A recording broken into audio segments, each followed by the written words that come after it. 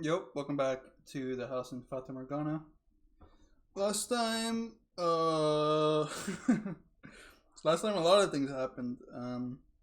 We got the reveal that the Beast was actually Pauline's boyfriend, who is a Japanese man named Yukimasa. Um, and the beast he killed, the other beast that he killed was actually Pauline, and we were just seeing events like in the wrong order chronologically. Um,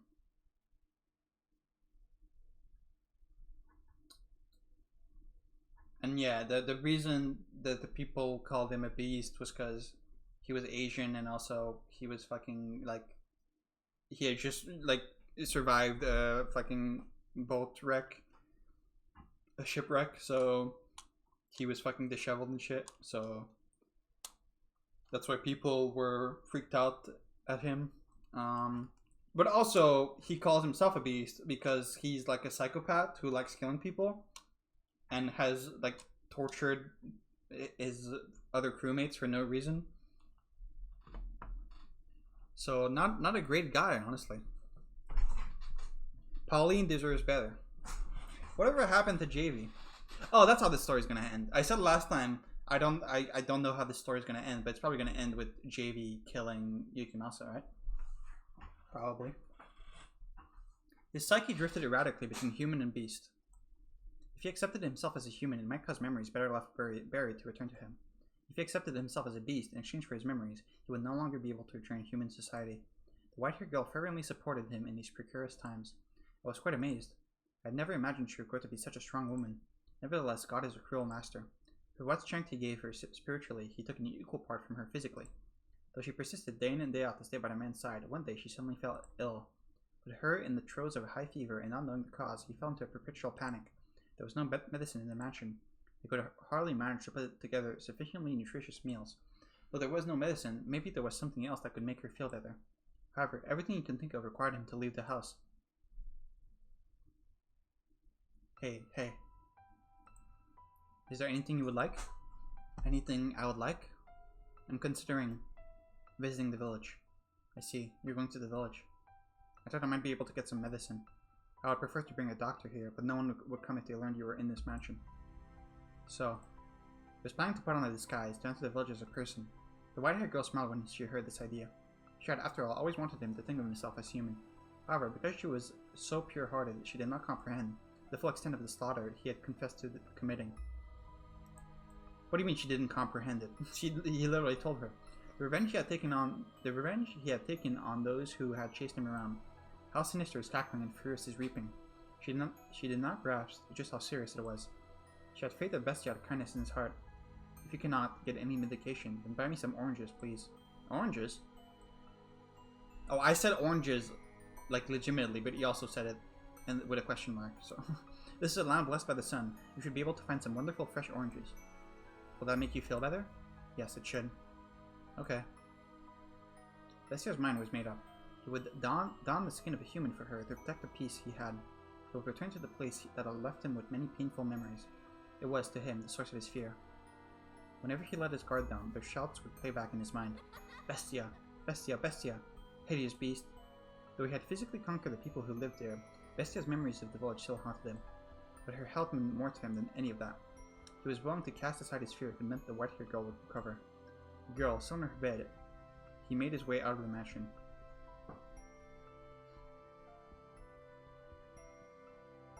He crossed the overgrown forest, pushing forward one step at a time, all the while trying to brush aside his apprehension, until he arrived at the village.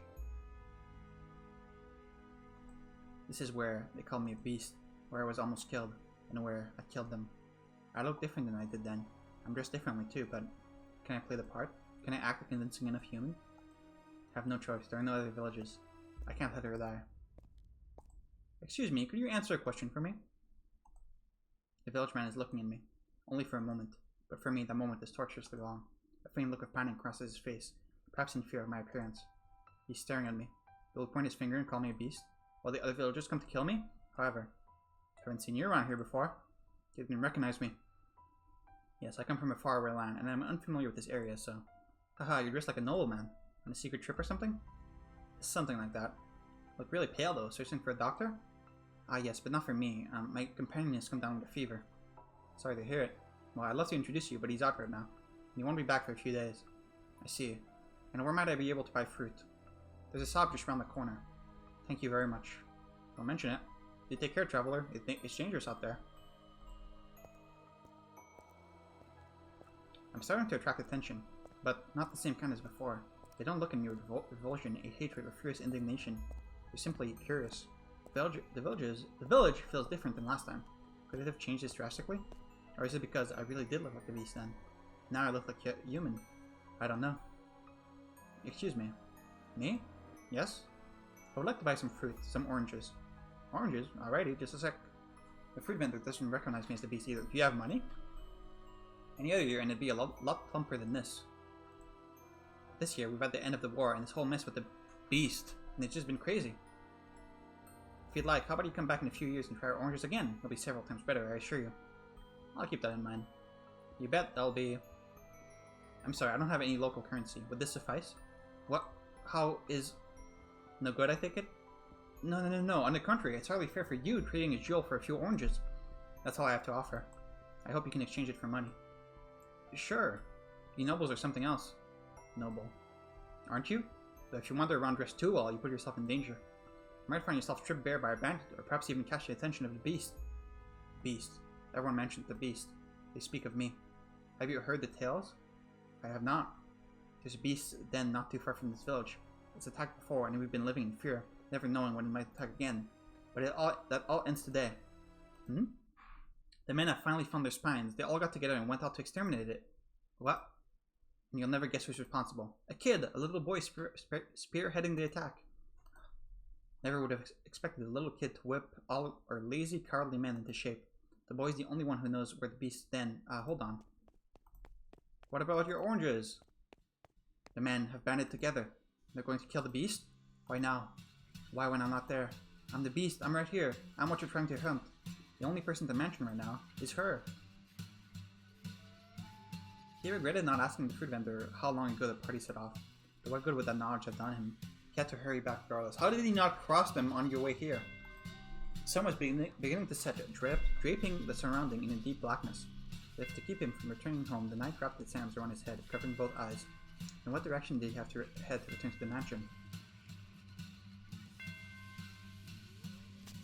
He stormed through the forest and eventually the mansion appeared before him, like the world fading into view after a dream. Bestia was a tempest in the night, blowing through the overgrowth towards the house. Please make it in time. I need her. I need the peace that she provides me. The last thing I want is for her to die. In the blink of an eye, he was through the door, charging down the mansion's halls. He could not sense anyone else inside them. All he could hear was the whoosh of the wind blowing into the house from somewhere. It seemed the window was open. Where are you? Where have you gone? Answer me, please answer me. XXX. He cried out the girl's name again and again until his throat was sore and his voice hoarse. But she did not respond. Hang on, I want to check something.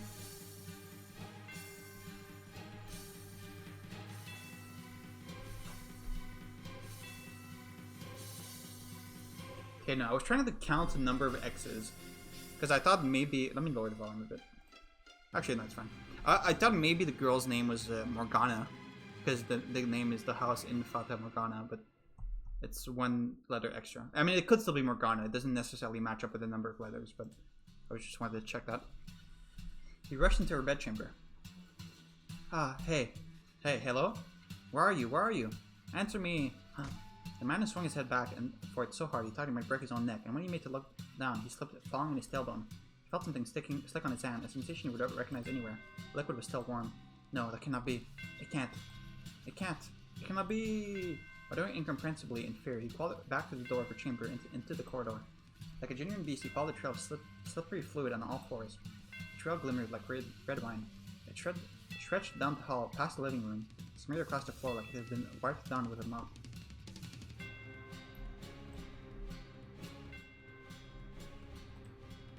The man crawled until at last he reached the stairs leading down to the cellar. The ruby trail continued. From beyond the door he could hear men's voices. With a howl, the men stumbled down the stairs, throwing open the wooden door. His first impression was that the stench of blood was suffocating. And indeed, there he discovered the white-haired girl. He found himself unable to even scream. She being tortured? Her once porcelain skin was no longer ever even sickly pale. It was now the bloodless color of dirt.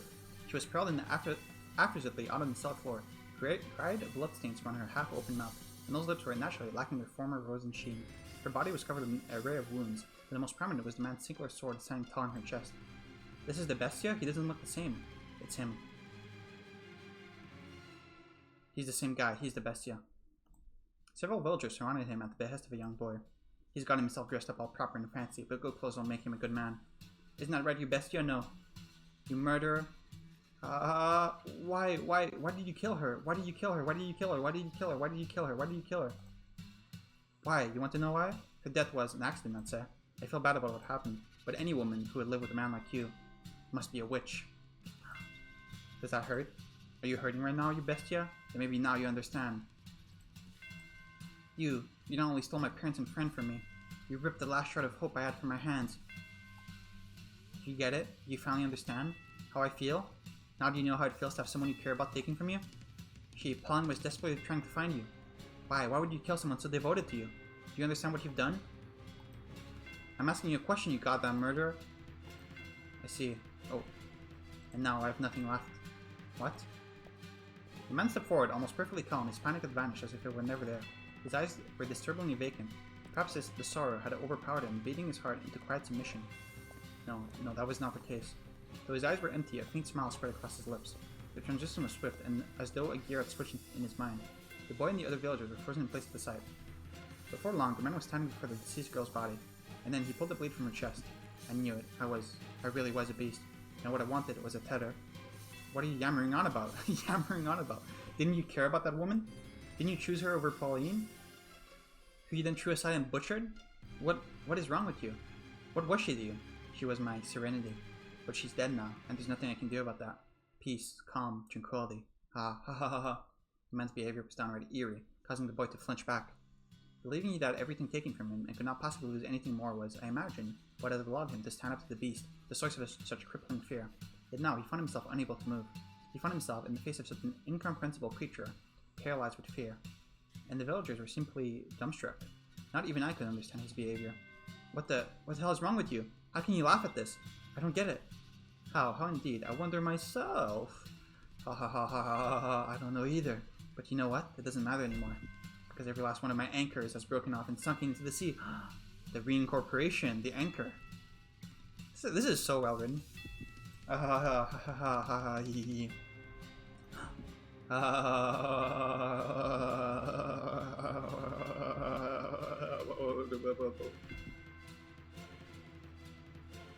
Yep. Damn it, get moving, kill it. I'll slaughter every last one of you. It's going beast mode. Ah yes. My whole life, I've always wanted to kill.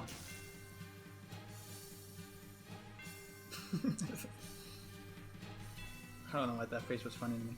What was it that afflicted you with such madness? Losing your memory in the shipwreck? No, it was before that.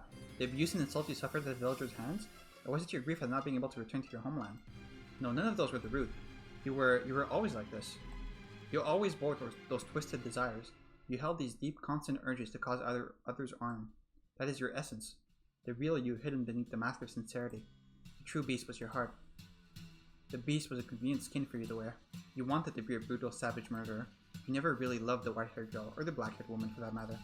You were merely attached to them, fixated on the idea of a world of tranquility. You used this piece to anchor yourself to prevent you from drifting off into the ocean of your desires. You yearned to cause pain, while also hungering for the opposite, a calm life. You idolized this idealized life, smitten quite a harmony with another, because you knew just how difficult it would be for you to attain. Far more difficult for you than satisfying your cravings, but not impossible. I personally had hoped you would find peace with someone rather than descend into savagery. It may have only been superficial, but it would have been very human. But ultimately, peace slipped through your fingers, and no one was left to suppress your desires. You cannot, after all, hold them back yourself. What a tragic man. What a hopeless man you are. Oh, that's it for chapter 2. Weeping Manor. Oh, I see. The first chapter was Rose Manor. This one was Weeping Manor. So they're all going to be different manors. Did he kill them? The door to the swallow swung shut. You had fallen to the floor at some point, unable to bear the stench of blood. The maid stood behind you, her arms wrapped around your shoulders. Again, you is being capitalized now, because we're back to this POV. It's capitalized here, but it's at the start of a sentence. But the maid's voice was chillingly gentle. That was quite horrific, wasn't it? Are you feeling unwell, Master? Oh my, you're shaking, Master. Fear not, I assure you, the beast will not come through that door. I am here for you, and I will continue to hold you for as long as you need to settle your nerves. Oh dear, you feel like you might freeze in my arms? Am I really that cold? I cannot tell my own temperature. You know what? You wish to know what happened to Bestie after that? I could open the door once more and show you. But I have no intention of knowingly tossing you back into that den of horrors. He lost the rest of his humanity, becoming wholly beast. But, to tell just a little more of the tale, it is my understanding that the entire village was ravaged shortly thereafter. Okay. He was a bewitchingly talented swordsman. Not a single person living in that village could stand up to him. In the woman's memory he saw, he was a gentleman, yes? But even the mildest of men can change. Though personally, I believe that without an element of monstrousness buried somewhere within, a man cannot become a beast, regardless of what may push him in that direction. You follow? Heh. Now tell me, Master, have you remembered anything? Dear, I was afraid of that. I am a remarkably patient maid. I shall accompany you for as long as you require. So do please find your memories. Now let us head to the next door. The mansion is quite large, so hold on to my hand. We would not want to get separated. You're really emphasizing that we can't let go of your hand. You and the maid traveled down the dimly lit hall, passing by the mirror once again. The light from the candle in the maid's hand was the only thing that reflected in it. The maid herself did not appear. However, just as you were about to avert your eyes, you thought you caught a glimpse of white hair. We're the white-haired girl, right? You heard a voice echo in the darkness. When you turned to face the mirror again, the glass was the color of obsidian, as if it had been painted over. The voice seemed to be coming from beyond the mirror. The maid did not turn back, evidently having not heard anything. You. Oh fuck, this definitely matters, right? Wait, there was a choice at the beginning too, right? Wait, I can't save! No! Okay, yeah, I can.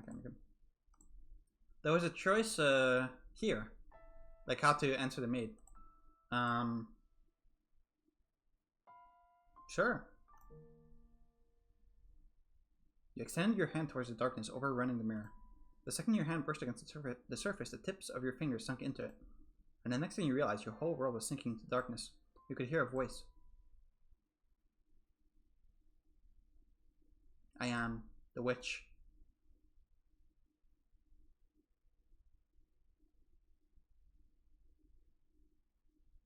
What is this text box? Giselle? It's getting foggy. Looks like it might rain. Maybe we should take a little break. Want to keep going? Oh, alright then.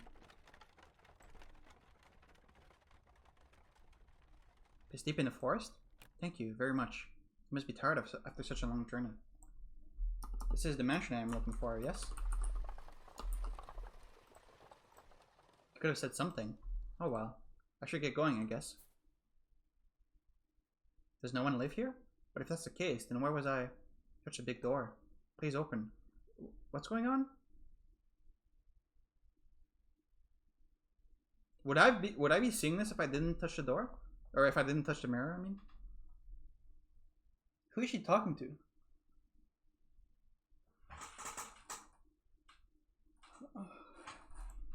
Please open.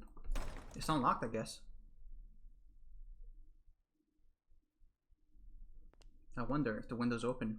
Darn, not a hint of light. Hello? Is anyone there? Please don't tell me it's actually abandoned. I suppose I can't know without looking around a bit more. What do we have here? Drapes. I see a little light beyond. It's before the window is broken, I guess. It's so pretty. It looks like an angel? Why would someone cover this up? It's beautiful. With a little more light it'd be. Please do not touch the drapes. Or the windows. What the fuck are you, Michelle? We didn't see what year this took place in, right? Okay, wait, I want to check real quick. Real quick. What happens if I don't touch this? Avert your eyes. You averted your eyes. Up ahead, the maid's candle flickered faintly. You found the dim orange more comforting than the all-consuming darkness. Okay, so I really wouldn't be seeing this if I didn't touch the mirror. Okay. Is it...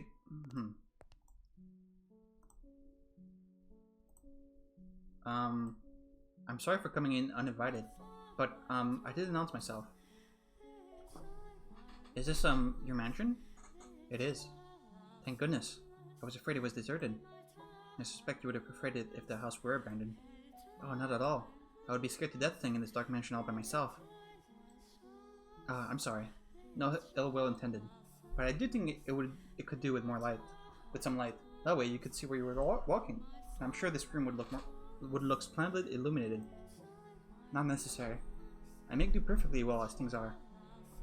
How can you see when it's so dark? He's carrying a candle. I have an abundance of candles and oil for lamps. I am not in want of means of creating light. It is not your place to criticize my lifestyle. If you need light, you are free to leave.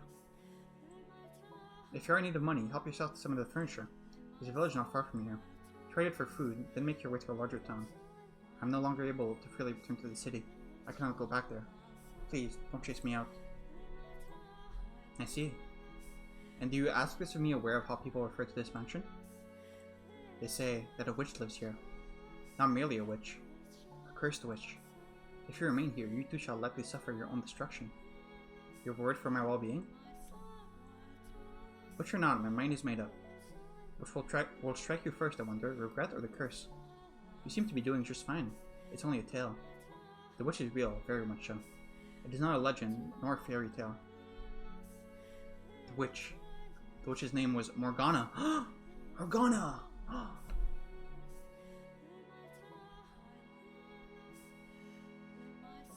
Oh, the witch is me. Examine the mirror. Do I need to do like specific choices to get the true ending or whatever?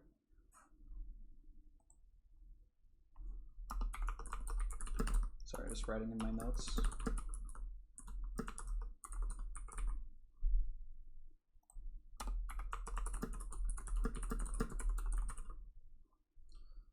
Dot dot dot. What was that? Giselle? Oh my, what is the matter, master? Why are you just standing in place? There's nothing there. The maid did not seem to have seen anything. You made to ask her about the scene you had just witnessed. Huh? Master? You look like you've just seen a ghost. What is the matter? How about a little rest before we move on? You do not wish to remain here?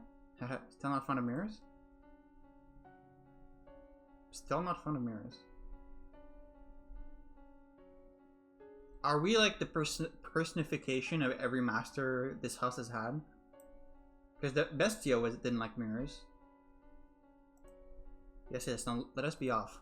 I too dearly wish for you to return to your whole old self as soon as possible, master. If your desire is to push onward, then I could hardly be happier. Now follow me. You followed the maid's lead, returning to the living room. From there, you climbed a set of stairs, your hand sliding through the dust that had settled on the ebony railing. When you stepped out of the side of the mirror, the maid returned to normal. You had been on the verge of remembering something, but you were no longer in a position to be concerned about such things. For the chill in the air within the mansion seemed to have intensified.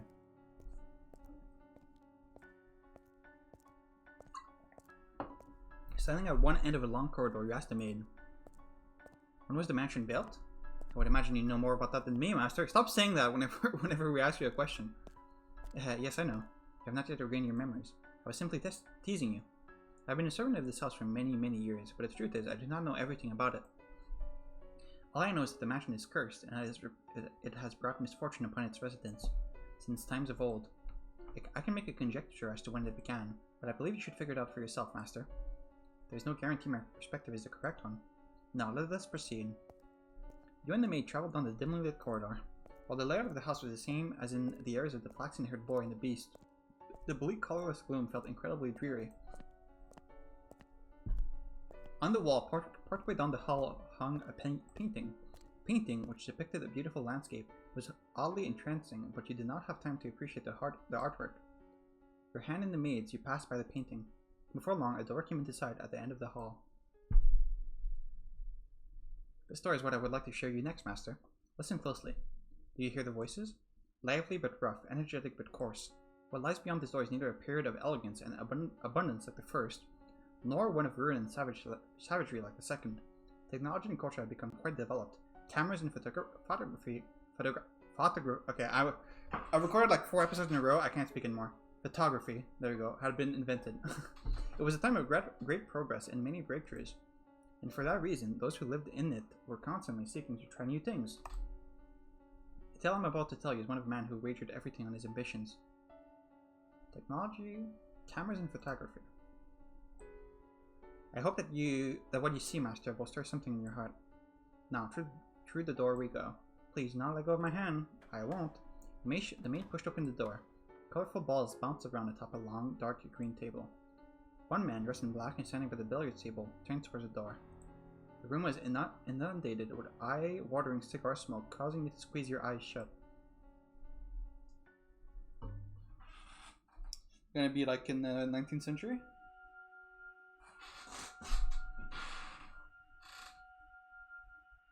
Yeah, 1869. Oh.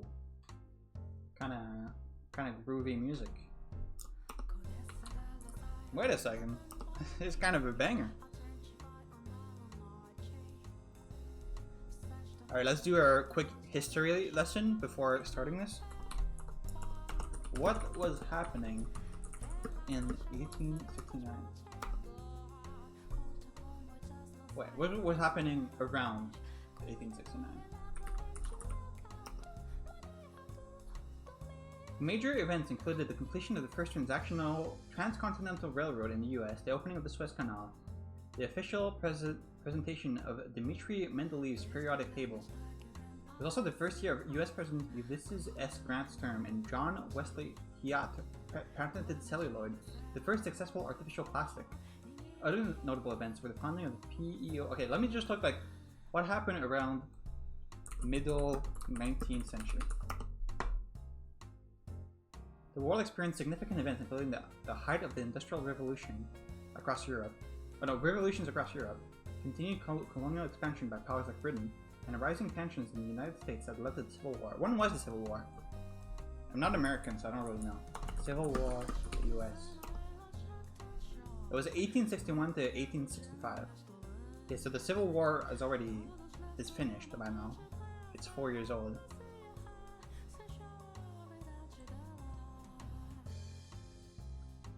European Revolution of 1848.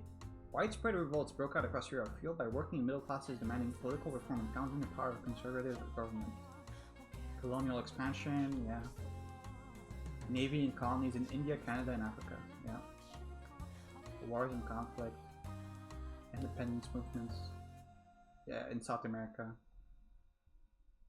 All right, I think I got a good enough picture of what was happening at the time. The smoke was so thick you could hardly see more than a few feet ahead of you. I could compare it to a dense morning fog, but that might give the impression of beauty, and there was little of that to be found in this haze. You see the silhouette of several men in the smoky room. The one in the middle, the one looking in your direction, Master, was the present master of the house. Jacopo. Okay. Funny name. His name was Jacopo. Jacopo? Jacopo. And though he dressed in such fine attire, I sincerely doubt he understood how splendid the furnishings left in the mansion truly were. I am a faithful servant of this house, and I would not, for the life of me, dare speak ill of my master. However, this is a time long past. I imagine God would be so kind as to turn a blind eye to a little bit of honesty. I was not terribly fond of my master back then. He had wavy hair the color of over-dried tea leaves, a piercing gaze, an arrogant smile, and he wore a hat that made him look rather haughty. He put his trust only in money, renown, and rank. He loved only the iron and steel that had revolutionized so many industries. He had not the slightest bit of love or care for other people. At the very least, that is what I believed at the time. Take a look around the room, Master. Jacopo had remodeled it into a recreation area. The billiard table sat in the center of the room, and the downward-facing light hanging from the ceiling were special made. The lights shone upon the dark green stand like a stage. Stickers and Bourbon-lined glass cases installed in place of bookshelves. The cases were always fully stocked, the contents available to partake of readily. At that particular moment, as he had many times before, Jacopo had invited several friends and acquaintances, and they were entertaining themselves. His wealthy, high-ranking acquaintances had a variety of hair colors, from polished brash to the brown of a baby robin to the color of sunburned wheat. There was also much greater variation in skin tone compared to the visitors and residents of previous eras. But that was hardly any surprise, for the mansion sat upon land inhabited largely by immigrants, the New World. Okay, so the mansion is, like, traveling around. Like, it was... I suspected that it wasn't in the same place in the first two stories, even though it seems like they were both set in the UK. But we're in America now. Okay. What's the matter? What are you looking at? Nothing. I just thought I heard someone say my name. Ain't no one there, unless you're seeing a ghost. I don't believe in such nonsense. It's an old house with a long history. Wouldn't be surprised if it had a ghost or two. But if the place is going to be haunted, I'd take a princess over a bloody broad any day. A princess, huh? And when she showed up, you'd have your way with the ghost lady, am I right? Color me impressed, son. You jump her bones, and she don't even got any to jump. Whoa, come on now, that's hardly fair. Not much you can even do with a ghost. I can think of a few things. My god, are you men or children? This is my house, and I would rather you didn't talk about it like that. Just the blatterings of a couple of drunks. Pretend you didn't hear nothing. For the love of God. In any event, whatever happened to the printer you invested in? I haven't heard their name come up in some time. Can we please avoid that topic? It's been quite a headache for me. I thought it'd pay off, but it always sounded sketchy to me. I'd recommend you pull out unless you want to find yourself with nothing left but a nice fat pile of debt. Could have mentioned that beforehand. This is killing me. The man's deep voices resonated in the cloudy room. As they imbibed alcohol and puffed on their cigars, they conversed mostly about business and money. Jacopo and the rest of the men were a breed known as investors. You might also call them tacticians.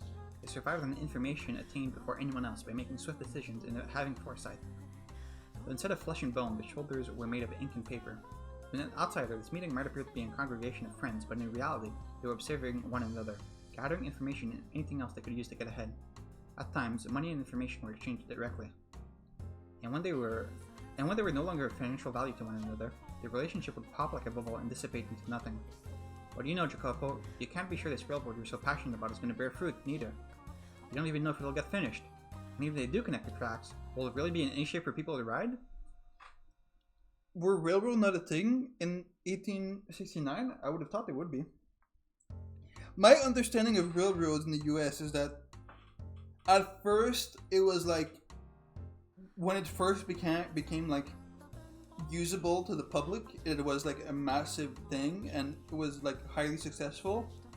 But then like a bunch of different companies and a bunch of different people like made their own railroad, and there was just like an oversaturation of railroads, and like at some point like none of them, it kind of like the industry kind of tapered, I think. This might be completely wrong, by the way. This is just like what I think I know.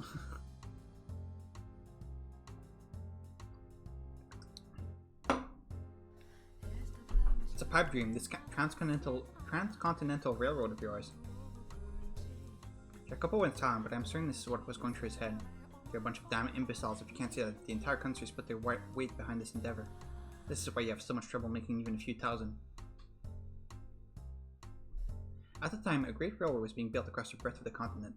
Construction was spearheaded by two large rail companies, in competition for both prestige and a bigger share of this massive national enterprise. The Union Pacific Railroad Company started building from the east, and the Central Pacific Railroad Company from the west. The government bonds alone were not enough to finance the massive undertaking. By the way, there have been some less than pleasant reports about workers dying on the job for the company you chose, Central Pacific. Ah, you mean are they using explosives to blast through the mountains? Making quite a bang they are. But if this gets to be a much bigger of a fix, they're not going to be able to continue construction.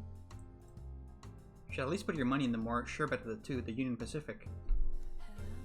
Let me look it up. Which one is it? One?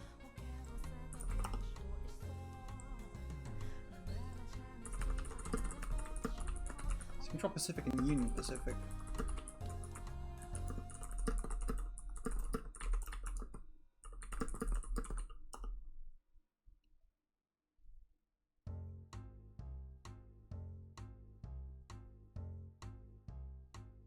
Yeah, apparently both companies kind of won because their lines met up in Utah.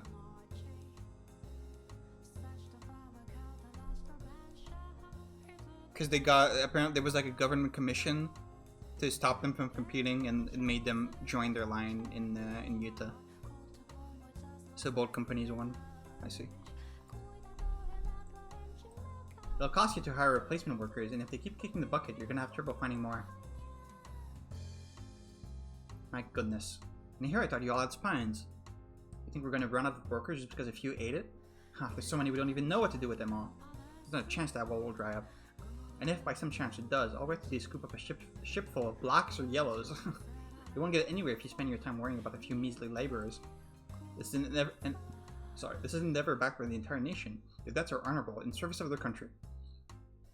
The biggest loss is not of people's lives, but of time. The longer a project takes, the more money it costs, and the less profit we make. What we seek is rapid progress, even if the methods to obtain it are messy or deadly. The other men in the room chuckled uncomfortably at Jacopo's distasteful choice of words. Do you agree with his way of thinking, Master? What do you think? Perhaps he does have a point in that great sacrifice is necessary to accomplish great things. I think we would survive if the railroad was built like a couple months later and less people died. And it is true that tragedy often lies in the shadows of the splendor of times long past. Furthermore, the way people see the world changes with the time, so I hesitate to criticize him too severely. I mean, that is true. No, as I'm sure you have already picked up on, he was an investor who had put money into a railroad company. He also possessed several crude oil refineries, riding on the world's second wave of industrial development. The mansion too bustled with life, in a way it never had before. Dozens of maids, including me, gardeners, chefs, sculptors, artists. At times we even had writers coming in and out of the house. There was rarely a moment of silence. However, I was not terribly fond of the hustle and bustle personally.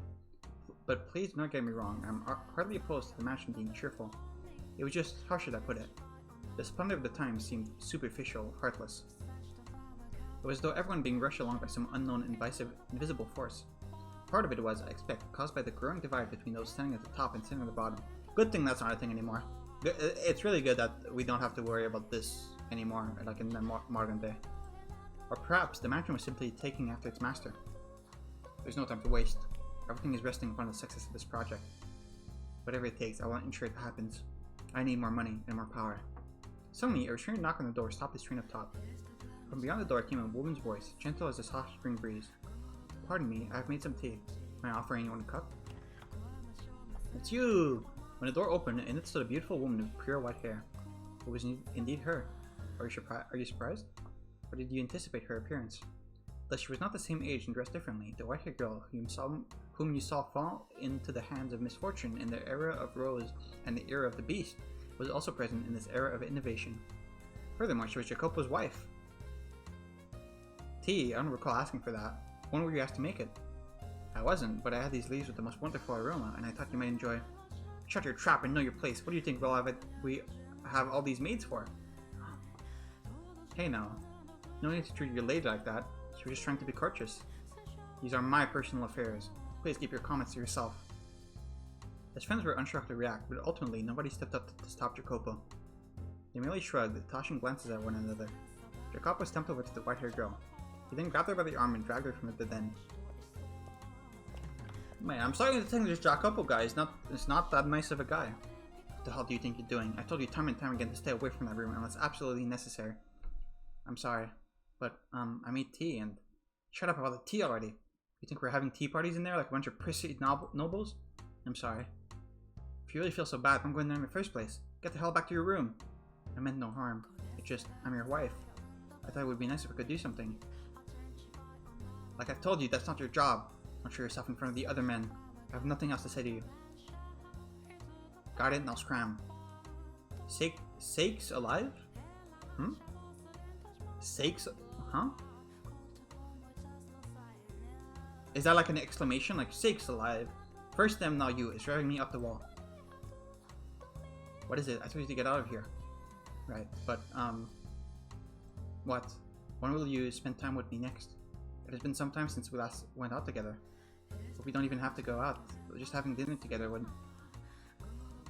How many times are you gonna make me repeat myself? You worthless tramp? Those ears only for show? Go back to your goddamn room. My apologies. Looking utterly downtrodden, the white-haired girl made her departure. Such a piteous sight she was. As you watch her go, Jacopo merely snorted. Just thinking about the way he behaved then angers me. I have little fondness for men who do not treat their spouses with respect. So as you can see, the white-haired girl was in hardly a joyous situation. She was devoted to Jacopo and tried to do whatever she could for him, but he not only brushed her aside, he did so in an insulting, deliberately hurtful manner. They were far from picturesque partners. You wonder then, Master, why she married him? I mean, the answer to that question will come to light in time. But now, let us follow her. I can think of a few reasons. ... Looking down dejectedly at the undrunken tea, the white-haired girl walked alone down the corridor. Though its calming scent filled the air, there was nobody around to have their heart warmed by it. Nor was there anyone to alleviate her loneliness. Despite being the master's wife, the maids who crossed her path in the hall said nary a word to her. As a matter of fact... Oh dear, I beg your pardon, madam. They're just bullying her? Oh, it's fine. One even bumped into her, stifling a laugh as she trotted off. Fucking got her ass. In all likelihood, she had done it intentionally. The poor white-haired girl who had fallen to the floor stared helpless at the broken cups. Good one.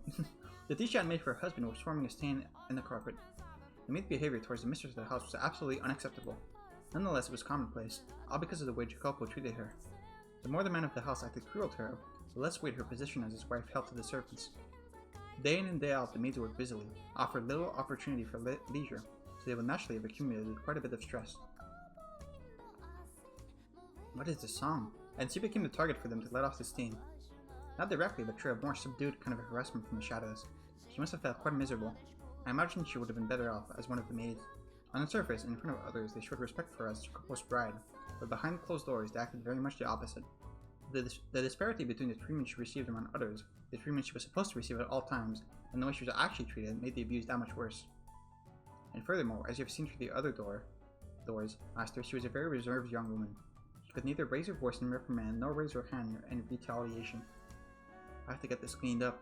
She extended her spindly fingers toward the shards of shattered porcelain. But even the broken cup seemed to have no concern to spare for her. Its outer edge cut her fingertip where she made to pick it up. A trickle of warm red blood ran across her unearthly white skin. As painful as it was, it had a sort of taboo beauty to it. The blood spun from her fingers showed no signs of slowing down. She clenched her hand into a fist, let out a sigh, and went back to collecting the shards of porcelain. But when she did... Madam! What's the matter? Ah, madam, you're bleeding!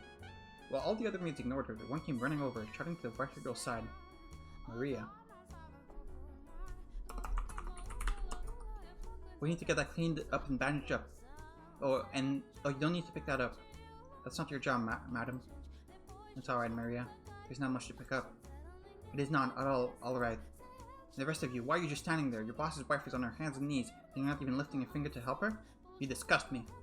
Maria, it's fine, really. Oh, madam. If you weren't so timid, this wouldn't happen.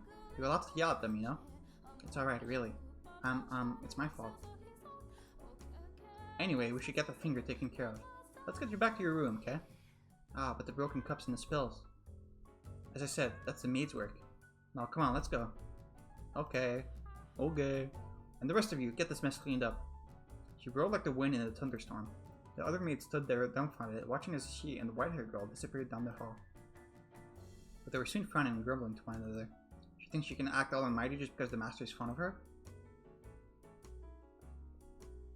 The woman's name was Maria. She was one of the maids, and she was the one person in the mansion the white-haired girl could think of as an ally. Though her husband paid her no mind and the maids made her life miserable, this one person, Maria, treated her with respect and kindness. What about you? And I'm sure you can readily imagine just how much of a lifesaver that was for her. I too found myself somewhat relieved that Maria was there for her. Being a servant of this house, I was also one of the maids working there at that time. However, I was unable to involve myself to any great degree in her fate. This meant that there was little I could do to assist her, even in times of pain and unpleasantness. The best I could do was pray that Maria would continue to lend the white-haired girl her hand. And that does it. Thank you, Maria. You're always such a big help. Well, no need to thank me. I just did what any good maid should do. Heh. No one else is in the room, you know? Oh, right. Then I can drop the act? Man, I just can't get used to talking all stuffy. I'm out here doing my best, but the head maid's still spouting stuff like, your manner of speaking is improper for a servant. Every single time we meet. Yeesh, come on, just sub it, would you? You're a damn creep. No, you mustn't speak of her like that. Sorry, slip of the tongue. She just kind of gives me the willies, you know?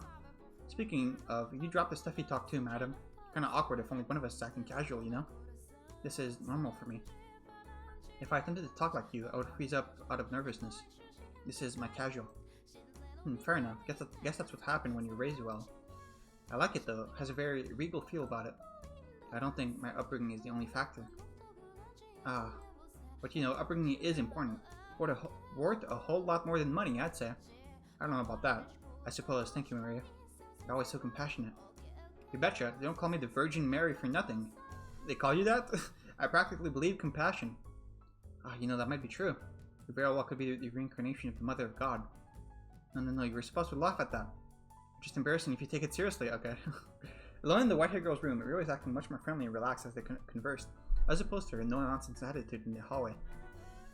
The two women were, as you can see, quite close. They had crossed over the wall separating master from servant and built a bond of friendship, and at some point they had begun to speak frankly with one another, when no one else was around. Maria was the only person in the mansion around whom the white-haired girl felt comfortable being open. I imagine she very much enjoyed these moments of conversation. You wish to know who the head maid was? My. Are you sure you want to ask me that, master? Some questions are better left unasked, for your own good. Is it you? Or what do you mean? I have to say, madam, you have the prettiest fingers. Mine are all rough and dry and nasty. You think so? Mine haven't the slightest bit of muscle. They're about to shrivel as dead branches. Who needs beefy mitts anyway? Beefy mitts! I still think healthy-looking hands like yours are far more attractive. What? What's like about these things? Women all over the world dream of having hands like yours. Slender, feminine, and perfectly cared for. I don't know, just looking at them lights a fire in my joints. Makes me want to lick every last one of them. Okay, calm down. Actually, say, can I lick them? Can I run my tongue up and down all 10 of those sweet little digits? Come on, can I? What do you say? Stop that, Maria, seriously. I'm kidding, I'm just kidding. Unless... Oh, Maria. Alright, how did those tea leaves turn out, madam? The ones you imported. All the meat just adore it. They can't get enough of that aroma. I'd sure like to get a taste of it. If you end up with extra, you think you could spare a sip for me? Teehee? That was, what was in the cups I dropped. What? Really? Well, ain't that a crying shame? And Jacopo wouldn't have any of it? God, why does that man have such a stick up his ass? He went through all the trouble of making it for him, and he was busy. It's not his fault. Busy? You mean playing billiards, drinking bourbon, and puffing a damn cigar? It may look to us like they're just making small talk, but I'm certain their meeting is some importance to their business. It was imprudent of me to try and to step into the man's world. That's just not right. It's funny how like this takes place like hundreds of years later, but this feels like the most regressive out of like all the stories so far in terms of like gender equality and all that. That's just not right. I mean, you're his wife. Why shouldn't you be allowed into the room? It doesn't bother me. You don't have to pretend. Here's an idea. How would you like to have some of that tea now? We also have some orange marmalade, which you liked so much. I had a scoop of that and a tray of cookies, and we have the perfect tea time. You're singing the siren song, madam, but you really should be doing that with him. He will not have the tea. Is it going to be Yuri? I suspect he does not like it. I don't want it to go to waste, so... Madam, I know it's none of my business, and I have no place at all saying this, but it's not impossible for a woman to file a divorce these days. You don't have to sit down and take it, not one bit. You're pretty well educated and still young. There's hope, even if you do leave him. There are plenty of other men out there. You aren't obligated to stick with that arrogant jerk. He's just very busy right now. There you go again. There was a time when he was kind. It wasn't like this when we first met. Back then he was a little awkward but a kind man. Him? A kind man? Yes, believe it or not. It was indeed a time. Say, Maria, would you mind giving me a little bit more of your time? I'll make some tea and we can talk. Alright. If you're telling me about when Jacopo was decent, I'm all ears. Indeed. Flashback in the flashback. Wow. Beautiful recollections. Gonna stop here for now. 1 second.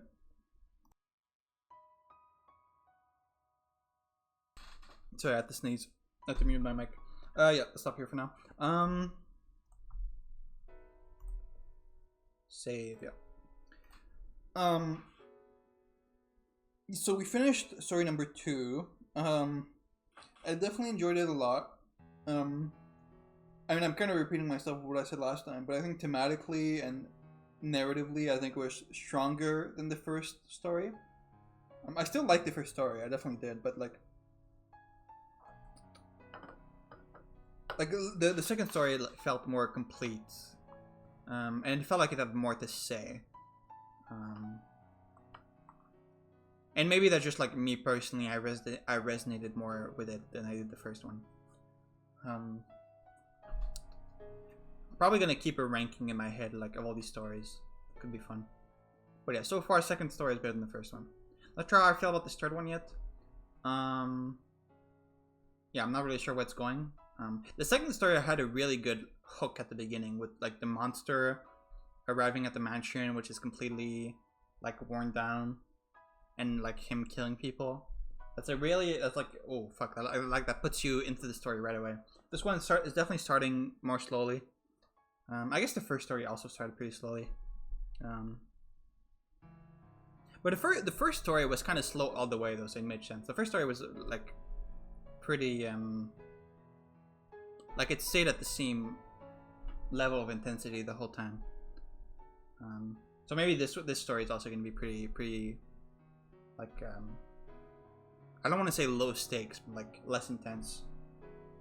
I can't think of a better word than intensity to refer to what I'm talking about. But you get what I mean.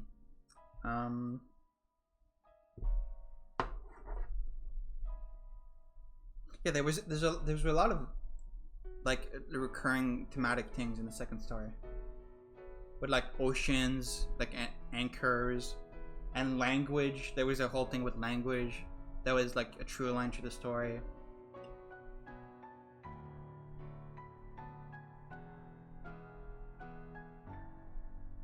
Yeah, I don't know. I liked it a lot. I probably have more to say about it if I thought about it a bit more. I literally just finished it, reading it right now. And you guys can't see this, but I recorded a bunch of these episodes in a row. Like I pretty much played the entirety of the second story in one sitting. So I probably need to like get my thoughts in order a bit more to like have a lot more to say about it. But I definitely liked it a lot.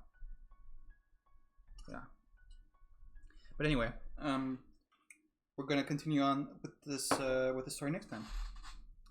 All right, see ya.